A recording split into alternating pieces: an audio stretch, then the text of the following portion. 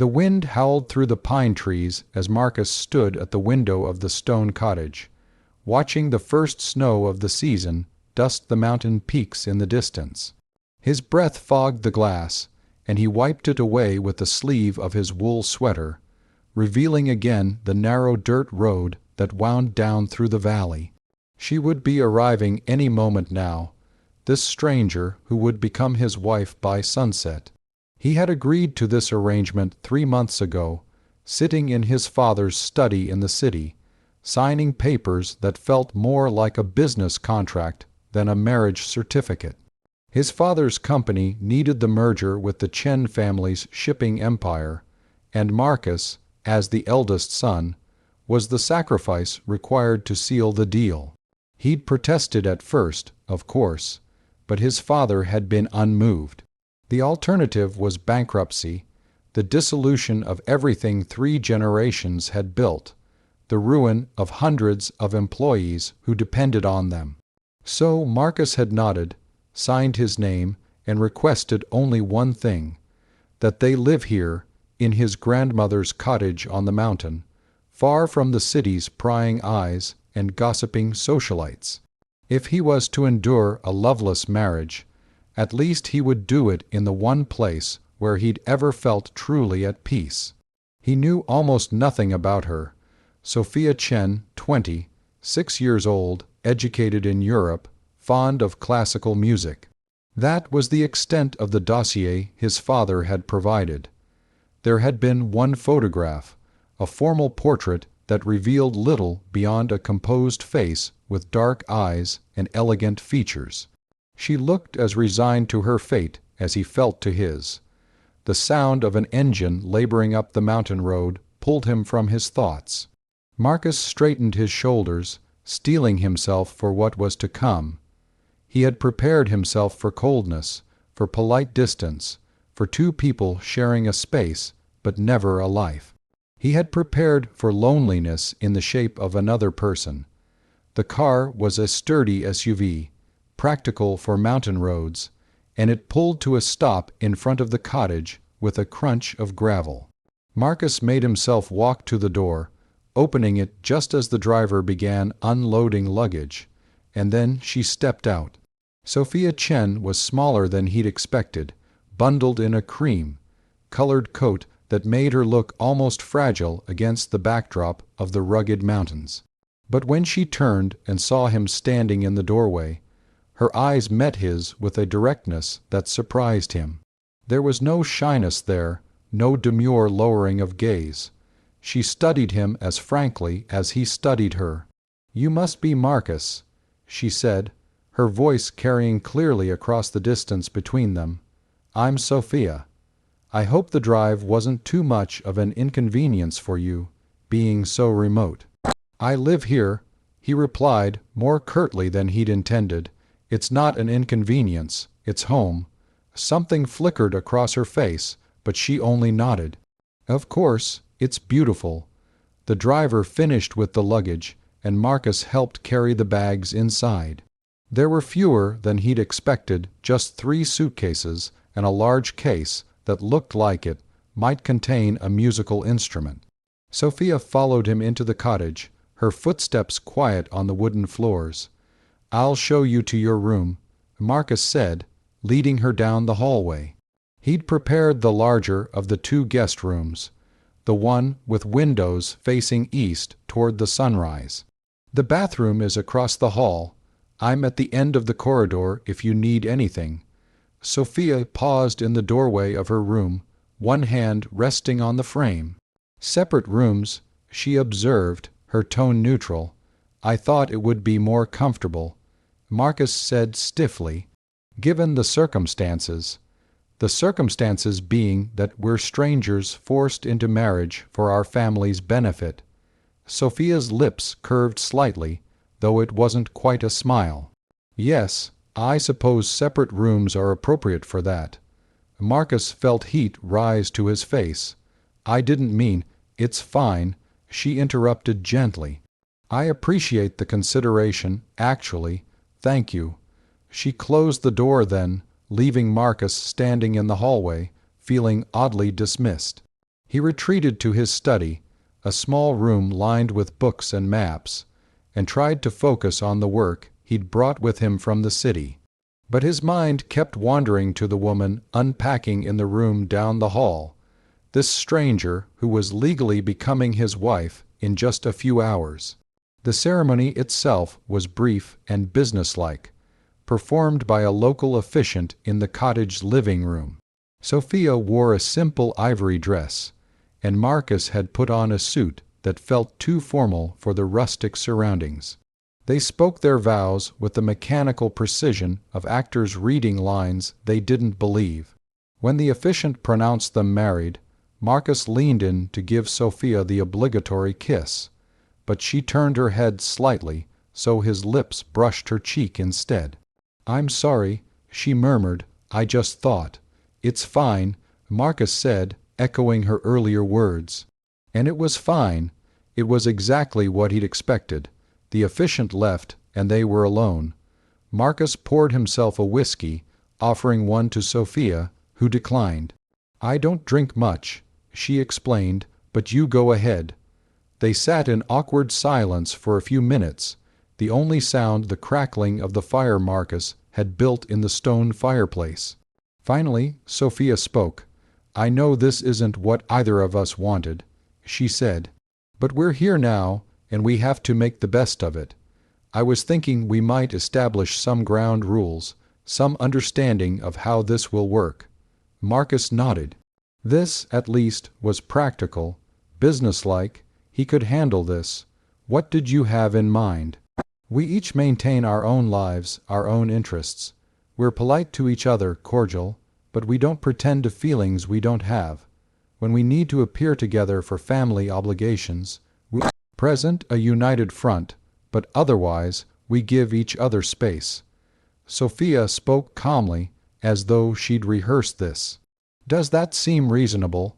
"Perfectly reasonable," Marcus agreed. He took a sip of his whiskey, feeling it burn down his throat. "I spend most of my time working or hiking the mountain trails. You're free to do whatever you like. There's a village about 20 minutes down the mountain if you need anything." "Thank you." Sophia stood, smoothing down her dress. "I think I'll turn in early. It's been a long day. Of course." She paused at the doorway. "Marcus, despite everything, I will try to be a good wife to you, in the ways that matter." He didn't know what to say to that, so he just nodded. She disappeared down the hallway, and he heard her door click shut. Marcus stayed by the fire for another hour, drinking slowly and watching the flames dance, trying not to think about how thoroughly his life had been rearranged to accommodate his father's ambitions. The next morning, Marcus woke early as always and went for his customary run through the mountain trails. When he returned, sweaty and breathing hard, he found Sophia in the kitchen making tea. She'd found his grandmother's old teapot and was steeping something that smelled of jasmine and honey. "Good morning," she said. "I hope you don't mind that I borrowed the teapot. I brought my own tea." "It's your home now, too," Marcus replied, though the words felt strange on his tongue. "Use whatever you like." He showered and dressed, expecting to find the cottage empty when he emerged, but Sophia was still there, sitting at the dining table with her tea and a book. The large case he'd noticed yesterday sat beside her, and he realized now it was definitely an instrument case. "Do you play?" he asked, gesturing to it. Sophia looked up from her book. "The cello. I thought I mentioned it in my messages to your father." "I didn't read them," Marcus admitted. "The messages? My father handled all the arrangements." Something unreadable crossed Sophia's face. "I see. Well, yes, I play the cello. I hope that's all right. I try to practice at least an hour a day, but I can find somewhere else if it bothers you. There's a room on the second floor." Marcus found himself saying, "It used to be my grandmother's music room. The acoustics are good. You're welcome to use it." For the first time since she'd arrived, Sophia smiled a real smile that reached her eyes, and transformed her whole face. "That's very kind, thank you." Marcus excused himself to his study, determined to maintain the boundaries they'd established. But an hour later, he heard the first strains of music floating down from upstairs, and despite himself, he stopped working to listen. Sophia was playing Bach, he thought, though he wasn't certain. The melody was melancholy and beautiful, and it filled the cottage with a warmth he hadn't realized was missing. Days passed, then weeks, and they settled into a routine of careful politeness. They shared breakfast most mornings, though they rarely spoke beyond pleasantries. Marcus worked in his study or hiked the mountains. Sophia practiced her cello, read voraciously from the extensive library in the cottage, and occasionally drove down to the village. They had dinner together every evening, a concession to maintaining some semblance of a normal marriage, but the conversation never went beyond surface topics. One evening, about a month after the wedding, Marcus returned from a particularly long hike to find Sophia in the kitchen, surrounded by what appeared to be a cooking disaster. Flour dusted every surface, something was burning in the oven, and she stood in the middle of it all looking uncharacteristically flustered. "I was trying to bake bread," she said, laughing despite the chaos. "My grandmother used to make this incredible sourdough, and I thought I'd try to recreate it. Clearly, I'm not as talented in the kitchen as I thought." Marcus couldn't help but smile. "Let me help." Together, they salvaged what they could and threw out what was beyond hope. Marcus taught her the basics his grandmother had taught him years ago: how to knead the dough, how to judge when it was ready, the importance of patience. Sophia was a quick study, her hands soon finding the rhythm of the work. "Why did you agree to this?" she asked suddenly, her hands still moving through the dough. "The marriage, I mean. I know about the business arrangement, but you could have refused, found another way." Marcus was quiet for a moment, considering how honest to be. "My father built that company from nothing. He sacrificed everything for it. I couldn't watch it crumble, not when I could prevent it. And you, why did you agree?" Sophia's hands stilled. "My mother is sick. Cancer.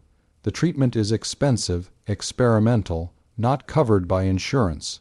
My father made it clear that agreeing to this marriage was the only way he'd pay for it." She resumed kneading, her movements more forceful now. "So here we are. Two people who traded their freedom for family. I'm sorry," Marcus said. "About your mother, thank you." Sophia shaped the dough into a round and placed it in a bowl. "I talk to her every week. She feels terribly guilty, of course, even though it's not her fault. She keeps telling me to make the best of it, to try to find some happiness here." "Is that possible?" Marcus asked, finding happiness in this situation. Sophia met his eyes then, and he saw something vulnerable there, something that made his chest tighten. "I don't know, but I'm starting to think it might not be as impossible as I first thought." The bread, when it finally baked, was imperfect but delicious. They ate it warm with butter and honey, and for the first time since Sophia had arrived, their conversation flowed naturally. She told him about growing up in Hong Kong, about her years studying music in Vienna, about the small rebellions she'd staged against her father's strict expectations. Marcus found himself sharing stories, too, about his grandmother, who'd built this cottage, about the mountains he loved, about the loneliness he'd felt even before this arranged marriage. That night marked a shift between them, subtle but unmistakable. They were still polite, still careful, but there was a warmth now that hadn't existed before. Marcus found himself looking forward to their shared meals, to the sound of Sophia's cello drifting through the cottage, to her quiet presence in the evenings as they read by the fire. Winter deepened, and the mountain became a landscape of white and silver. Marcus taught Sophia to snowshoe, and she laughed breathlessly as they trekked through fresh powder. her cheeks pink with cold and exertion. She introduced him to her favorite composers, playing recordings and explaining what made each piece special, her whole face animated with passion. One evening, a blizzard rolled in unexpectedly, fierce and wild. The power went out, and they huddled by the fireplace, wrapped in blankets. Sophia had been playing her cello when the lights failed, and in the darkness broken only by firelight, she continued to play. Marcus watched her, this woman he'd married as a stranger, and felt something shift inside his chest. The music she coaxed from the instrument was haunting and beautiful, and when she finished, the silence that followed felt sacred. "That was incredible," he said softly. "It's my favorite piece," Sophia replied. "Elgar's cello concerto. I played it at my final recital in Vienna before I had to come home. I thought it would be the last time I'd ever perform seriously." "Why would it be the last time?" She shrugged, though he could see tension in her shoulders. "My father has made it clear that music is a hobby, not a career. Once we're back in the city, I'll be expected to fulfill certain obligations, play the role of a proper wife. There won't be time for serious practice or performance." "Says who?" Marcus demanded, surprised by the anger he felt on her behalf. "This is your life too, Sophia. You shouldn't have to give up what you love, shouldn't I?" Her smile was bitter. "We both gave up what we loved when we signed those papers. That was the deal. Maybe it doesn't have to be." She looked at him for a long moment, the firelight dancing across her face. "What are you saying?" Marcus wasn't entirely sure himself. All he knew was that the thought of Sophia losing her music, of watching that light in her eyes dim, was unbearable. "I'm saying that maybe we've been thinking about this all wrong. We assumed this marriage had to be a sacrifice, a burden. But what if it could be something else? What if we could protect each other, instead of just coexisting?" Protect each other from what? From our family's expectations, from losing the things that matter most to us. You keep your music, I keep my mountains, and we support each other in maintaining those things. He leaned forward, warming to the idea. "We're already married. We might as well make it work for us instead of against us." Sophia was quiet, considering. "That would require trust," she said finally, "more than just politeness." "I know. And it would mean actually letting each other in, becoming real partners." "I know," Marcus repeated. "But I think we're already halfway there, aren't we?" She smiled then, soft and genuine. "Maybe we are." The storm raged outside, but inside the cottage, something new was beginning. They talked through the night, sharing dreams and fears they'd never spoken aloud before. Marcus told her about his plans to start a conservation initiative in the mountains, work that mattered to him but that his father dismissed as frivolous. Sophia confessed her secret hope of recording an album someday, of sharing her music with the world. "We could do it," Marcus said, "both of us. We have resources now, combined resources. Your family's money, my family's connections. We could use them to build the lives we actually want. They'd fight us, probably, but we'd be fighting together." As dawn broke and the storm cleared, they were still talking, still planning, the distance between them on the couch having shrunk to nothing. When Marcus finally realized how close they were sitting, their shoulders touching, Sophia's head nearly resting against him, he started to pull away.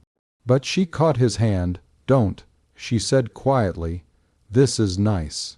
So he stayed, and they watched the sunrise paint the snow-covered mountains in shades of pink and gold, and Marcus realized that somewhere along the way this stranger had become someone he cared about, someone he wanted to protect and support and know more deeply. The next few months transformed everything. They became true partners, conspirators in building lives that honored who they were rather than who they were expected to be. Marcus began laying groundwork for his conservation project, and Sophia started practicing with renewed intensity, preparing for a recording session Marcus had secretly arranged for her birthday. But more than that, they became friends. They hiked together, cooked together, read aloud to each other by the fire. Sophia taught Marcus to appreciate classical music, and Marcus taught Sophia to read the mountains, to see the stories written in animal tracks and weather patterns. They shared their days and their dreams, and the cottage that had felt like a prison began to feel like a sanctuary. It was gradual, the shift from friendship to something more. Marcus couldn't pinpoint exactly when he'd started to notice the curve of Sophia's smile, the way her eyes crinkled when she laughed, the graceful movement of her hands. He couldn't say precisely when his heart started beating faster at her approach, when her happiness became essential to his own. But one evening in early spring, as they walked through the mountain meadows carpeted in wildflowers, Sophia reached for his hand, not out of need or cold, but simply because she wanted to, and Marcus laced his fingers through hers and felt something slot into place in his chest, something he'd been missing without knowing it. "I'm glad it was you," Sophia said softly, her eyes on the mountains. "When my father first told me about the arrangement, I was so angry. I felt like my life was ending, but now—" She looked at him, and the tenderness in her expression made his breath catch. "Now I can't imagine it any other way." "Neither can I," Marcus admitted. "I prepared myself for a cold, loveless marriage, for loneliness and obligation. Instead, I got you. You got me," she agreed, smiling. "Is that a good thing?" Instead of answering, Marcus stopped walking and turned to face her fully. The setting sun painted everything golden, and Sophia looked impossibly beautiful standing there among the wildflowers, her dark hair lifting in the breeze. He cupped her face in his hands, giving her time to pull away if she wanted to. But she didn't pull away. She rose on her toes and kissed him. It was nothing like their wedding kiss, that brief, obligatory brush of lips. This was real and warm and full of promise. This was a beginning. When they finally pulled apart, both breathless, Sophia laughed. "That took us long enough. We had to do things backward," Marcus said, his forehead resting against hers. "Marriage first, then friendship, then this. But I don't regret any of it." "Neither do I." They walked back to the cottage hand in hand, and that night, when they reached the hallway with its separate bedrooms, they didn't part.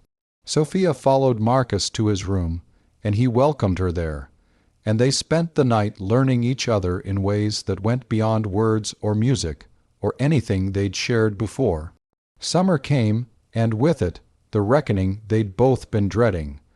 Their families demanded their return to the city, insisted on their participation in social obligations and business functions.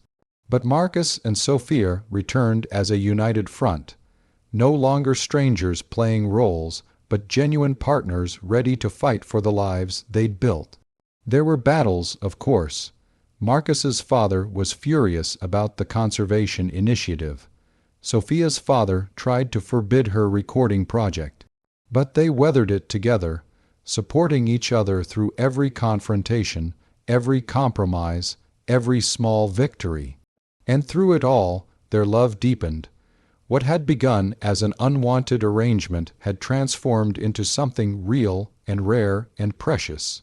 They learned each other's rhythms, each other's needs. They fought sometimes, too strong, willed people learning to navigate marriage, but they always found their way back to each other. On their first anniversary, they returned to the mountain cottage, the place where everything had changed. Sophia played her cello for Marcus in the music room as snow fell outside, the same piece she'd played the night of the blizzard. But this time, when she finished, Marcus pulled her into his arms and told her he loved her, words he'd said 100 times since spring, but that never lost their power.